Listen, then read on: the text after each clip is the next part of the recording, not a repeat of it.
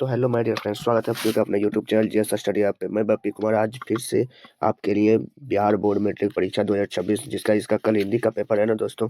कल जिसका इसका हिंदी का पेपर है, आज 16 फरवरी है, कल 17 फरवरी को जिसका इसका भी हिंदी का पेपर है, उसके लिए एक महत्वपूर्ण टॉपिक ही जो कि निबंध होता है। उसमें जो कि अच्छा 8 या 10 मार्क्स का रहता है ना निबंध।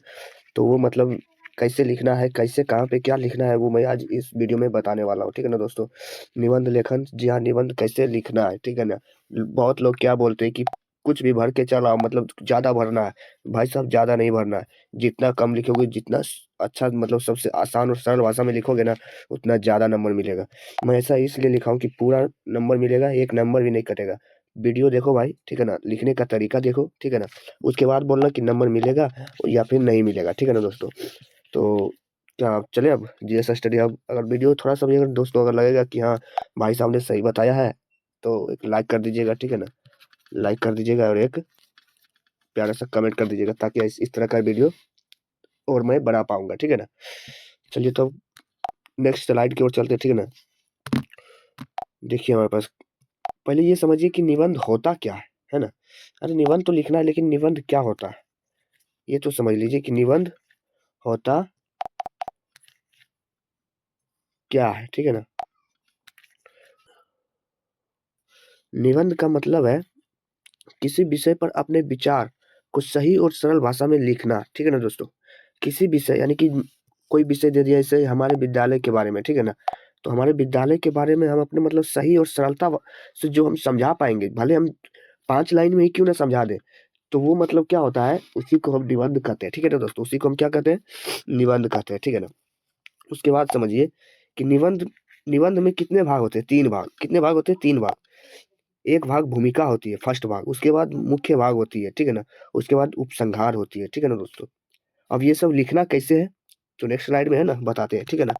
नेक्स्ट स्लाइड देखिए क्या है, भूमिका कैसे लिखें। सबका यही मेन प्रॉब्लम रहता है कि भूमिका जो इंट्रो लाइन जो होता है वो कैसे लिखें। भूमिका निबंध का पहला भाग है, ठीक है ना दोस्तों। इसमें विषय का परिचय दिया जाता है, यानी जो मान लीजिए हमारे स्कूल के बारे में है ना, तो मेरा विद्यालय के बारे में है, तो उसका हम परिचय देंगे, ठीक है ना। विषय का महत्व बताया जाता है, ठीक है ना। विषय का महत्व बताया जाता है। उसके बाद भूमिका हमेशा 2 से 3 पंक्ति में ही सिर्फ लिखे, ठीक है ना। ऐसा नहीं कि ये आधा पन्ना भूमिका से ही भर दिए। बहुत लोग करते हैं, एग्जामिनर को बोरिंग लगेगा, 4 नंबर दे के सीधा निकल जाएगा दोस्तों, ठीक है ना। इसलिए मैं ये सब की पॉइंट है, जितना कम लिखोगे उतना एग्जामिनर पढ़ेगा, ठीक है ना। और पढ़ेगा तो उसको अगर अच्छा लगा तो वो नंबर देगा, ठीक है ना। और अगर आप पूरा लिख दिए हो पूरा पन्ना, तो उसके पास तो उतना टाइम है नहीं कि जो कि आपको पढ़ के और उसके बाद नंबर दे, ठीक है ना दोस्तों। तो भूमिका देखिएगा, भूमिका कैसे लिखना है। मेरा विद्यालय ज्ञान प्राप्त करने का एक पवित्र स्थान है। विद्यालय के बारे में बता रहे हैं, ठीक है ना। मेरा विद्यालय ज्ञान प्राप्त करने का एक पवित्र स्थान है। विद्यार्थी शिक्षा प्राप्त कर अपने भविष्य का निर्माण करते हैं। जहाँ विद्यार्थी शिक्षा प्राप्त कर अपने भविष्य का निर्माण करते हैं। ये 2 पंक्ति में आपको भूमिका लिख देना है, ठीक है ना दोस्तों। अब देखिए नेक्स्ट स्लाइड, मुख्य भाग। मुख्य भाग क्या है और कैसे लिखा जाता है, ठीक है ना। मुख्य भाग कैसे लिखें, यह निबंध का सबसे महत्वपूर्ण भाग होता है। जैसे कोई घर है ना दोस्तों, घर, उसका पिलर जो होता है ना, पिलर पिलर हम इसको बोल सकते हैं, घर का पिलर, मुख्य भाग, ठीक है ना दोस्तों। इसमें जो है ना विषय की पूरी जानकारी लिखें। विषय के लाभ, विशेषता और महत्व को भी लिखें, ठीक है ना। और ये जो है हमेशा 4 से 6 पंक्ति में या फिर 8 8 पंक्ति में भी लिख सकते हो, ठीक है ना दोस्तों। हम यहाँ पे शॉर्ट फॉर्म में लिखे हैं, ठीक है ना। इस ये ऐसा भाग है जिसमें कि आप थोड़ा 1 2 लाइन एक्स्ट्रा भी लिख दोगे ना, तो इससे कोई फर्क नहीं, क्योंकि ये मुख्य भाग है, इसमें आप लिख सकते हो, ठीक है ना। तो मुख्य भाग देखिए क्या बोल रहा है। मेरा विद्यालय का नाम राजकीय उच्च विद्यालय है, ठीक है ना। यहाँ योग्य और अनुभवी शिक्षक है, ठीक है ना।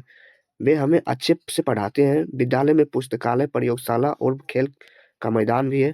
यहाँ अनुशासन का विशेष ध्यान दिया जाता है। और जो अगर भोजन मिलना, शिक्षा मिलना जो भी है, इसमें आप ऐड कर सकते हो, ठीक है ना। कॉपी कलम मिलना, ये सब आप ऐड कर सकते हो इसमें, ठीक है ना। इसमें आप 4, यहाँ देखिए हम क्या 3 3 पंक्ति लिखे, जबकि हम लिखे 4 से 6 पंक्ति। तो इसमें आप जो है ना 8 से 9 पंक्ति भी लिख सकते हो, क्योंकि यही भाग है जिसमें कि आप वो जो भी आपका मन में है, वो इसमें मेंशन कर सकते हो, ठीक ना। बहुत लोग क्या बोलते हैं पता है, कि कुछ भी भर के चलाओ, मतलब कि नंबर देना ही है। अरे वैसा नहीं होता है, वो नहीं पड़ेगा, 4 नंबर दे देगा कुछ भी भर दोगे तो, ठीक है ना। उसके बाद देखिए क्या है, उपसंहार कैसे लिखे। लास्ट अंतिम जो है, अंतिम भाग उपसंहार है। यह निबंध का अंतिम भाग है। क्या है दोस्तों? अंतिम भाग होता है। इसमें निबंध का क्या होता है? निष्कर्ष, निष्कर्ष लिखना पड़ता है, ठीक है ना। एक अच्छा और सकारात्मक संदेश लिख लिख दो, ठीक है ना दोस्तों। और उपसंहार हमेशा 2 से 3 पंक्ति में ही लिखो, ठीक है ना।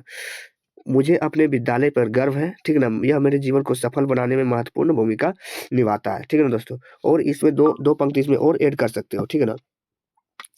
तो जब देखिए यही था, ठीक है ना दोस्तों। अब इसको देखिए, अगर पूरा अगर एक में हम समराइज करते हैं, यानी जो अलग-अलग भाग जो हम बताएँ उसको अगर एक में मर्ज करें, तो मेरा विद्यालय ज्ञान प्राप्त करने का एक पवित्र स्थान है। यहाँ विद्यार्थियों शिक्षा ज्ञान प्राप्त कर अपना भविष्य का निर्माण करते हैं। अब मुख्य भाग में मेरा विद्यालय राज्य की अनुभवी शिक्षक है। विद्यालय में पुस्तकालय, प्रयोगशाला और खेल का मैदान भी है। यहाँ अनुशासन का विशेष ध्यान, और यहाँ पे अगर 2 लाइन अगर 3 लाइन अगर और मर्ज कर दे तो तब तो सोने पे सुहागा है ना दोस्तों। उसके बाद देखिए उपसंहार, मुझे अपने विद्यालय पे गर्व है। यह मेरे जीवन को सफल बनाने में मतलब महत्वपूर्ण भूमिका निभाता है। उसके बाद नाम लिख दीजिए, वर्ग लिख दीजिए, विद्यालय नाम लिख दीजिए, क्रमांक नंबर लिख दीजिए, ठीक है ना। तो इससे क्या होता है कि देखने में अच्छा लगता है, ठीक है ना दोस्तों। और अब देखिए नंबर आपको पूरा मिलेगा, ठीक है ना। बशर्ते ये जो 5 जो मतलब अथी दिए ना पॉइंट, इसको आप लोगों को मतलब ध्यान रखना पड़ेगा। साफ-साफ और सुंदर लिखावट में लिखना पड़ेगा, सरल और शुद्ध भाषा में लिखना पड़ेगा। सही फॉर्मेट का उपयोग करना पड़ेगा, स्पेलिंग मिस्टेक नहीं करना पड़ेगा। निबंध कम से कम 8 से 10 पंक्ति में आपको लिखना पड़ेगा, ठीक है ना दोस्तों। तो यही था हमारा निबंध, मतलब कि जो कि इसी तरह लिखा जाता है दोस्तों, और जो कि हम इसी तरह लिखे हैं। इसलिए हमारा 10th में कितना है पता है हिंदी में? 95 प्लस, 95 प्लस है, ठीक है ना दोस्तों। मार्क्स बोलोगे तो मैं अपना 10th का सर्टिफिकेट भी मैं मेंशन कर दूंगा, ठीक है ना दोस्तों। 95 है, ठीक है ना। तो मैं भी इसी तरह लिखा था, ठीक है ना दोस्तों। तो चलिए, अगर वीडियो अगर आप लोगों को अच्छा लगा दोस्तों, तो एक प्यारा सा लाइक कर दीजिए, ठीक है ना। लाइक कर दीजिए और एक प्यारा सा कमेंट कर दीजिए, ठीक है ना। तो चलिए मिलते हैं नेक्स्ट वीडियो में दोस्तों।